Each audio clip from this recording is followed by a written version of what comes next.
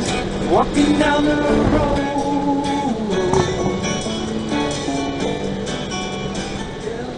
Big truck just pulled out in front of me.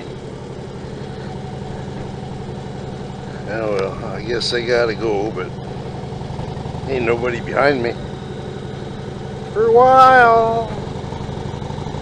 And I got double line, I ain't gonna take a chance on passing the fuckhead anyway.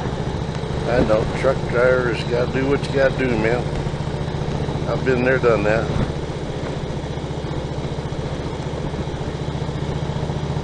In fact, you know, back there in 1972, I believe it was. No, 71. I was driving a big truck between Bung Tao, where I worked. My third place here in Vietnam. Ended up in a supply depot, driving a flatbed from the supply and slash airport. Just taking blades and tails and damn turbos and all kinds of stuff back and forth between Bung Tao and Long Binh, man. Long Binh's the main supply place, and it was a pretty gravy job, you know.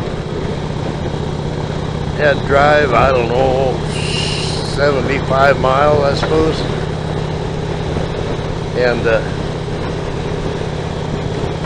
I always run with a shotgun. Old farmer, he ended up being my 11 Bravo.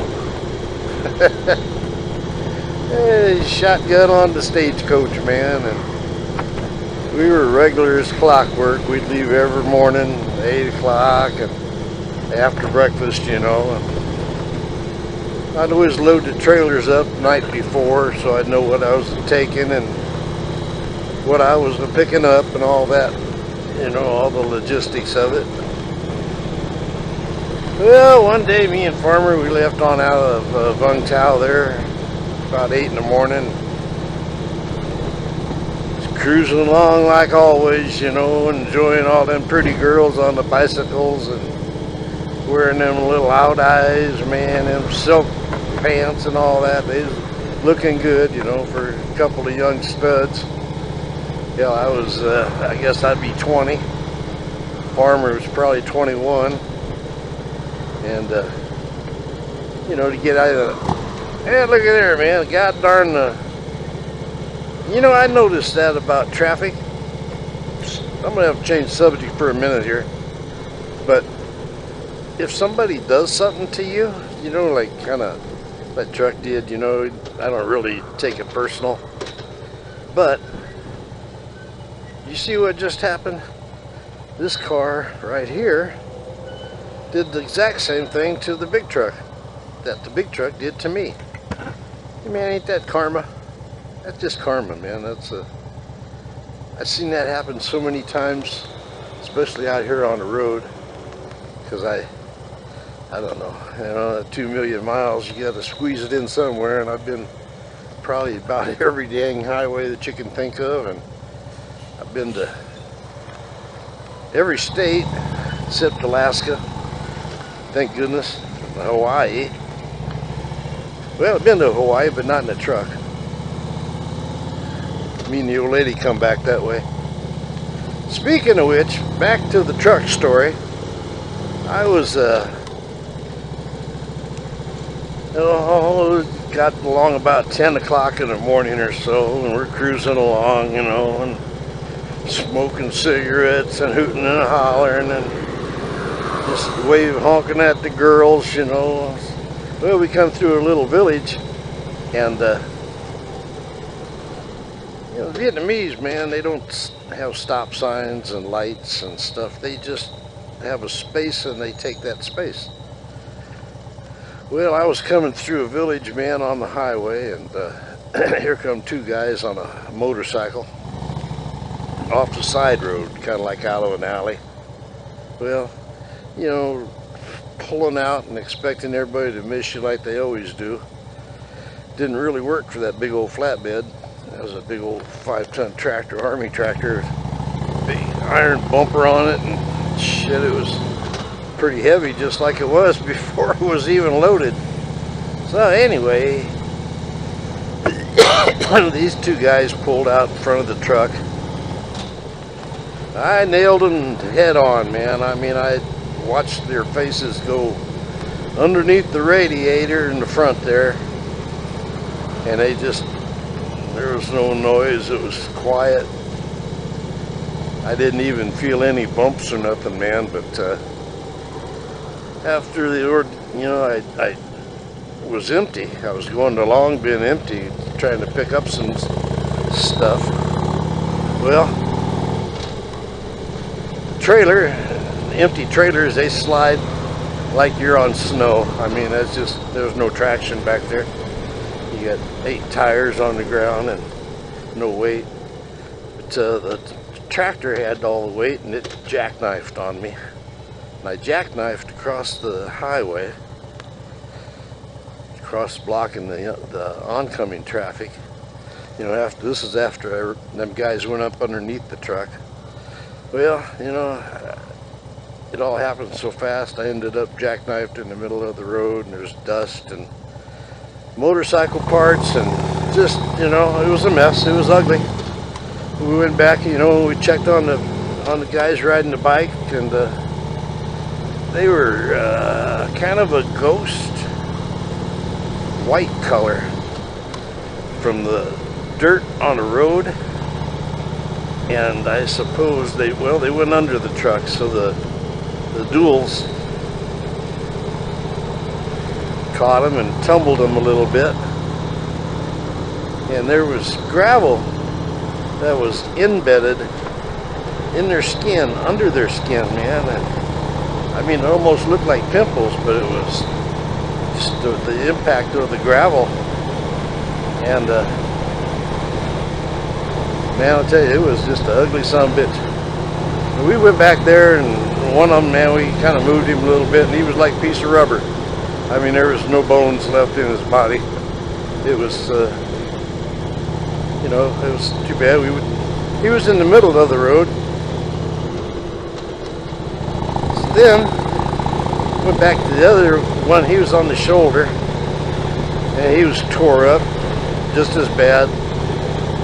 Had that white ghost on their skin, man. It ripped their clothes off of them. I mean, they had no clothes whatsoever on their bodies. And, I mean, ripped shoes off. Probably had thongs on, but shorts, everything, man. And that was just crumpled up, 2 crumpled up humps of human. Just like you'd see a raccoon or something, you know, on the road. Yeah, motorcycle parts. There was nothing left of that motorcycle. I mean, even the wheels was smashed and crashed, and man, it was just plastic everywhere. So anyway, we got goddamn, me and Farmer, we didn't know. Well, when I jackknifed the truck, there was a guy coming the other direction in a yellow Volkswagen, and man, he seen I was going to jackknife across the road there and block the road, so he tried to speed up. He tried to come around my right side there. Excuse me. Well, he didn't make it. I broadsided him with the side of the truck as I was sliding. Knocked that Volkswagen down the hill. And goddamn it, the guy was like a major in an Arvin, you know. His wife and his baby was with him. Well, that's, you know, that's the way they drive. They see a hole, they go for it. Well, that hole closed up on him real quick and shoved that Volkswagen down over the side, and it started rolling and flipping, and it caught on fire. So the third spot we went to was, we went down to check on the Volkswagen, man, and it was just, it was a hot dog, crispy critter No screaming, just burning, man. And the smell of burning flesh, man, it really stinks when it burns. It was an ugly deal, man. So there's 5 people there, I guess. It was all wrapped up into that accident because them guys didn't look before they pulled out off the side road. And, you know, I totally understand. I mean, that's the way they drive. But you would think that after they had so many accidents for the same reason, that they'd start maybe switching things around a little bit and learning, or having some kind of driving school, or I don't know. But, well, needless to say, man, me and Farmer, we were both had our M16s, you know, and the truck was screwed up. The trailer kind of went into the side of the truck there when it jackknifed. Of course, we couldn't go anywhere. I mean, we couldn't leave the scene. There was no help for nobody. So what we did was got back up on the empty flatbed. Excuse me. Got up on the flatbed, man, and we locked and loaded them 16s. Because there was starting to be a crowd, which there always is. An accident in Vietnam, man, that's an instant crowd getter.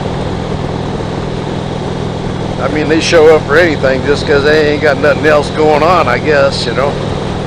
So, anyway, everybody's crowding around there. Me and Farmer figured the best vantage point would be up on that trailer. Well, that's what we done. We climbed up on the trailer.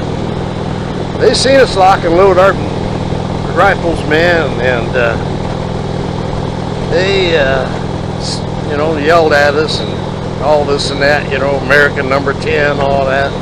Half of them was probably VC anyway. I would imagine the guys from the village that I run them over, they were probably VC. I don't know. Maybe they attacked my truck with their motorcycle. But anyway, man, here we got up on there, and sure enough, here comes the Arvin MP. These Arvin MPs, they're going to rule the day here because, you know, their country, all that. Well, they told us to get down off of the flatbed, you know, and they wanted to grab our rifles and shit. And we're going, nah, fuck you guys. I ain't going with you. We learned a long time ago, man, you don't go with the Arvins because they're just as crooked as any goddamn thing. And anyway, save our souls. Here from the other direction, here comes 2 MP Jeeps. And they got 4 MPs in each one of them Jeeps. And they jump out of there, man, and one big old MP with them white gloves walks over to the guy that was yelling at me to get down. And this big old MP, he stuck his finger in that guy's face and told him to Imkamam. He said, Didi Mao, man. It means shut up and get the hell out of here. So anyway, we got down and the MPs throwed us in their Jeep and whisked us away before the crowd even knew what the heck was going on. So that saved our butt, you know, but I lost my driving job. That was gravy. And because they didn't want that truck running through that town, you know, same time every day and all that. There'd be probably family members or protesters or some darn thing out there, and probably come to screw me up, you know. I've seen it happen before. I seen a bus driver one time. He was Vietnamese bus. They fly, man. They're crazy. I mean, they're just flat out crazy where they drive. But this bus driver hit a little kid that was playing in the street. He made a mistake of stopping. Well, you know, when you're messing with a little kid, you know how it is anywhere in any country. You know, you're a world of shit, you know.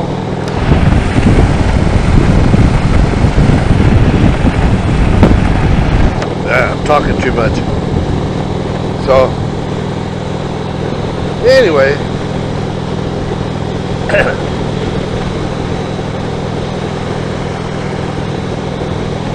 that was the end of my driving career.